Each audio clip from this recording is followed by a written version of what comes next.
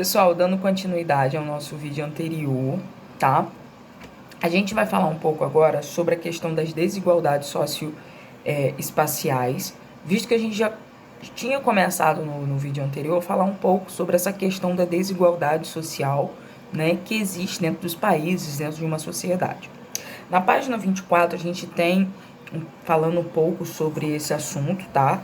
Vocês vão poder compreender, inclusive vou pedir para vocês grifarem aí, tá bom? Bom, o que são as desigualdades sociais espaciais? Né? Primeiro a gente tem que compreender o que é isso. Vamos lá. Essas desigualdades sociais espaciais, pessoal, a gente tem que entender que nem todo mundo ele vai ter, né, acesso a uma renda suficiente, né, para se manter, ou seja, uma renda suficiente que atenda às suas necessidades.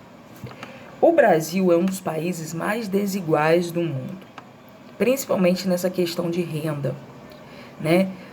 São pessoas que recebem muito e muitas pessoas que recebem pouco.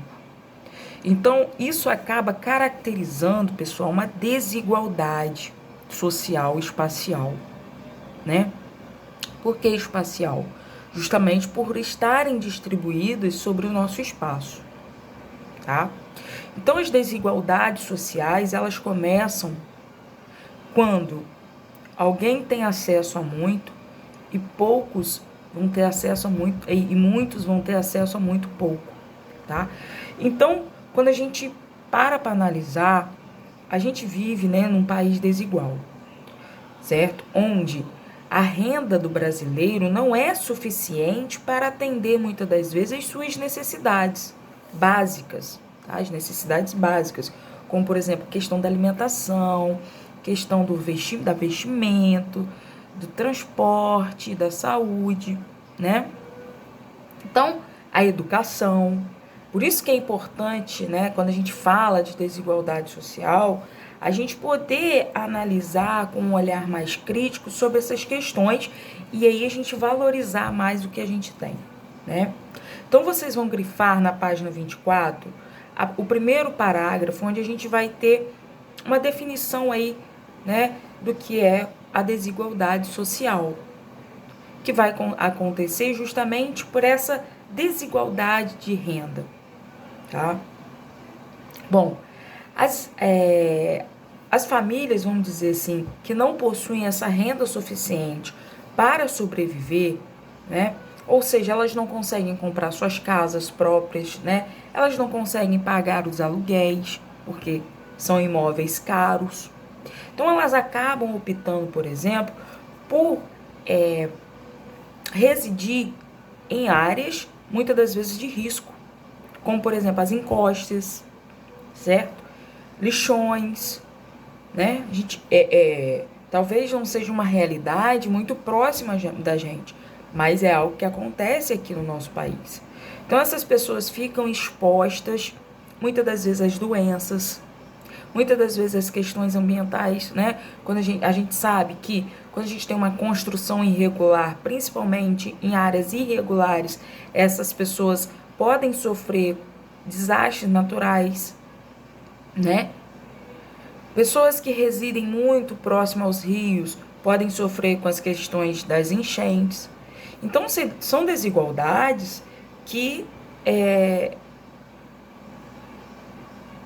ao invés de aproximar a sociedade, acaba distanciando, né? E essas desigualdades acontecem aqui.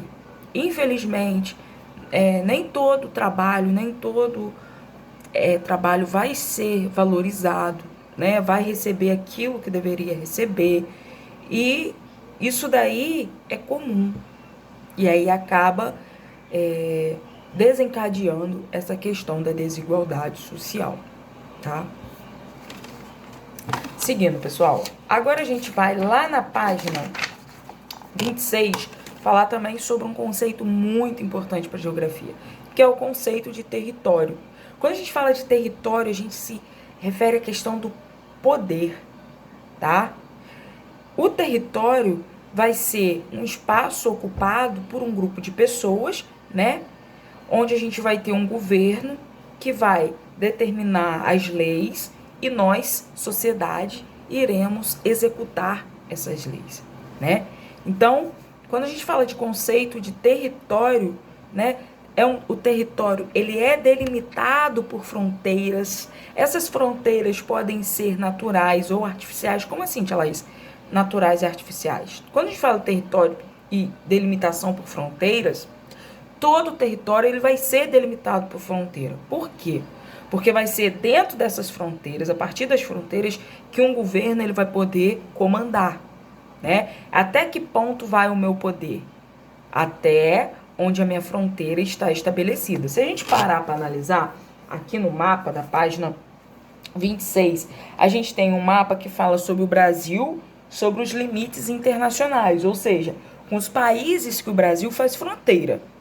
Por que é importante a gente ver isso, conhecer isso? Para saber até onde vai o poder brasileiro, né, do governo, em executar suas leis e até onde nós brasileiros, né, possuímos, vamos dizer assim, território.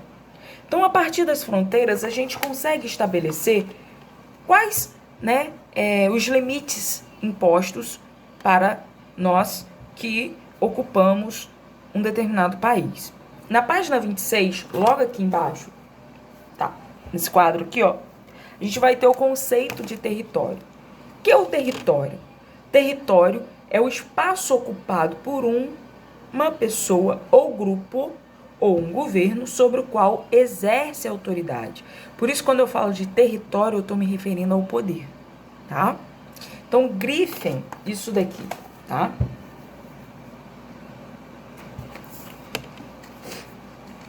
Os limites e fronteiras, página 27. Continuando aí. Bom, os limites, então, eles vão indicar onde começa e termina o quê? Um território. Esse limite pode ser de caráter natural, como, por exemplo, rios, morros, montanhas, serras, né? Como também eles podem ser artificiais. Por exemplo, com a construção de muros, cercas, né? Então, são limites que vão definir onde começa um determinado território e onde termina aquele território.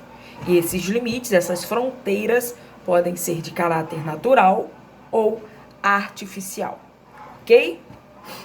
Grifem para tia, na página 27, essa parte aqui, ó, de limites de fronteiras, vocês vão grifar esse parágrafo aqui que está definindo o que são esses limites, o que são essas fronteiras, ok?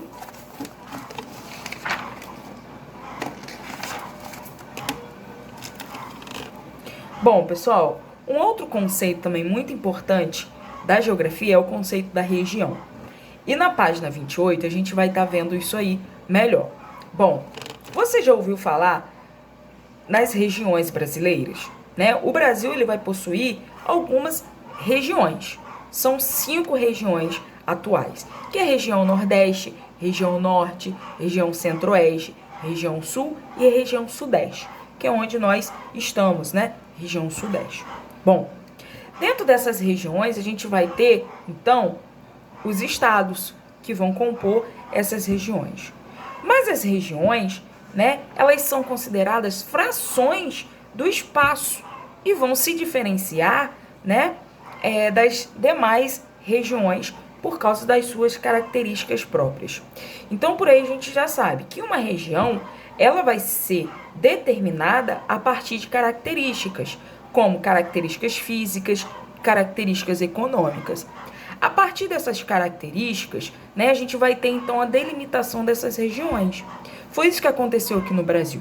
Para a gente chegar à divisão regional do Brasil atual, imposta pelo IBGE, que é o Instituto Brasileiro de Geografia e Estatística, houve uma análise, né, durante muitos anos sobre as principais características, principalmente físicas e econômicas do território brasileiro, que vai fazer com que, né, a gente tenha essa fragmentação do território em regiões. Então, cada região do Brasil vai apresentar uma característica própria, ok? E os estados que apresentam essas características estarão agrupados dentro dessa região. Por exemplo, a região Sudeste, que é onde nós estamos, né? O estado do Rio de Janeiro faz parte. Quais são os estados que formam a região Sudeste? O Rio de Janeiro, São Paulo, Espírito Santo e Minas Gerais.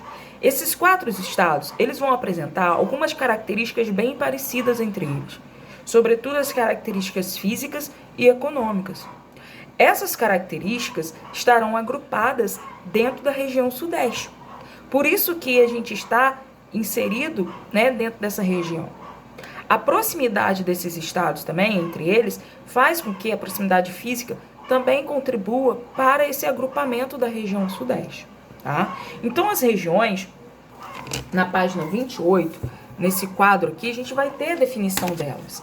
Região é uma fração do espaço, né, que se diferencia do restante por apresentar características próprias.